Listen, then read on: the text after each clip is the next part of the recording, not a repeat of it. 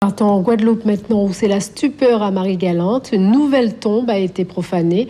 Le cadavre d'un homme décédé en mai dernier a été mutilé. Ses mains et ses pieds ont été sectionnés. Et c'est la consternation car le mois dernier à Saint-Louis, le corps d'une femme décédée quelques jours auparavant avait également été mutilé. Le point avec Laurent Bélanger.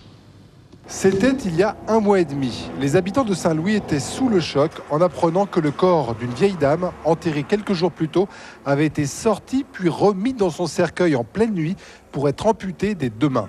Ce week-end, c'est au cimetière de Grandbourg que les gendarmes ont fait la macabre découverte dans un caveau. C'est un employé communal tout d'abord qui a vu que les joints avaient changé, n'étaient pas comme les joints habituels de la commune, faits par les employés communaux. Donc ça l'a interpellé, il s'est après adressé à la police qui a appelé la gendarmerie.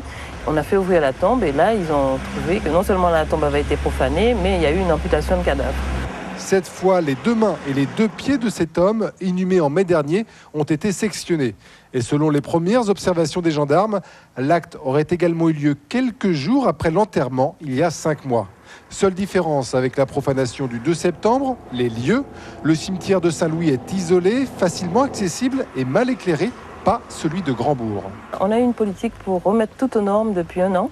Et le cimetière est informatisé, c'est-à-dire que si vous cherchez une tombe, vous rentrez le nom du parent que vous cherchez, on vous dit exactement dans quelle allée et tout est répertorié. Le cimetière est fermé avec des barrières, il est éclairé toute la nuit, donc on appelle à la vigilance de tous, parce que le cimetière est dans la ville, il y a des habitations tout autour. Peut-être appeler la population à être vigilant et à nous signaler tout ce qui ne va pas, mais on ne peut pas mettre un agent derrière chaque tombe. L'enquête s'oriente vers des adeptes de pratiques magico-religieuses.